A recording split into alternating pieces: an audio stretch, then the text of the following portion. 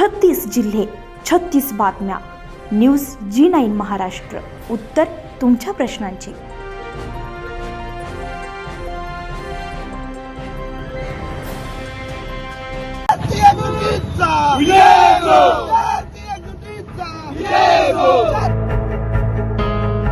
जंतर मंतरवर सुमारे 1 महिन्यांपासून जनआंदोलन सुरू होतं. नीट पेपर लीक संदर्भात देशभरामध्ये संताप व्यक्त केला जात होता. तब्बल 21 विद्यार्थ्यांनी नीट परीक्षेच्या ताणतणावातून आत्महत्या केल्या होत्या. तर 20 जुलै रोजी दिल्लीमध्ये विद्यार्थ्यांवर अमानुषपणे दिल्ली पोलिसांनी लाठीहल्ला करून विद्यार्थ्यांचे डोके फोडण्यात आले होते. त्यानंतर देशभरात आंदोलनाची लाट उसळलेली होती. त्याच पार्श्वभूमीवर 23 जुलै रोजी दिवसा बंद पुकारून निषेध आंदोलन करण्यात आले. शिक्षण मंत्री धर्मेंद्र प्रधान यांच्या राजीनाम्याची जोरदार मागणी करण्यात आली होती.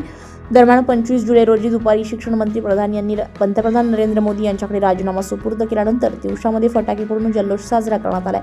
देशभरामध्ये विविध शैक्षणिक आणि भरती परीक्षांमध्ये वारंवार समोर येत असलेल्या कथित पेपर फुटीच्या घटनांमुळे निर्माण झालेल्या संतापाच्या पार्श्वभूमीवर तसेच दिल्लीतील जंतर मंतर येथे आंदोलन करणाऱ्या विद्यार्थ्यांवर झाल्याचा आरोप असलेल्या पोलीस कारवाईच्या निषेधार्थ गुरुवारी दिवसा शहरामध्ये सर्वपक्षीय आणि सर्व संघटनांच्या वतीने 23 जुलै रोजी बंद पाळण्यात आला.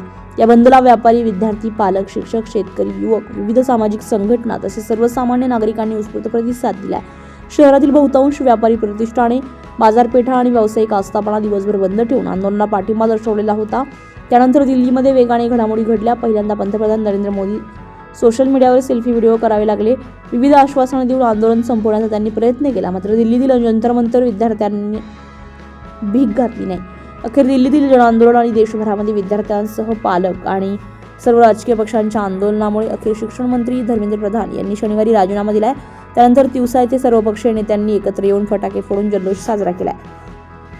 इन्क्लाब जिंदाबादची नारेबाजी केली. तर दिल्लीसह पुणे, मुंबईतील विद्यार्थ्यांच्या आंदोलनात पोलिसांनी विद्यार्थ्यांनी केलेल्या मारहाणीच्या घटनेमुळे केंद्रीय गृहमंत्र्यांनी अमित शहा यांनीही राजीनामा द्यावा अशी मागणी सुद्धा यावेळी करण्यात आली आहे. यावेळी सामाजिक कार्यकर्ते प्रशांत कांबळे, संजय चौधरी, आशिष ढोले, पुरुषोत्तम मेश्राम, आकाश मकेश्वर, प्रकाश सोनवणे, रोहित गवई, सम्मे खगवणे, योगेश वानखडे, सुनील बाकळे, गौरव चौधरी, प्रफुल्ल मकेश्वर, शरद बर्णपुरे, राज निखाळजे, वैभव ठाकूर, मंगेश राऊत, संदीप गडलिंग, अनमोल मेश्राम, अंकुश राजने यांच्यासह शेकडो नागरिकांची उपस्थिती होती.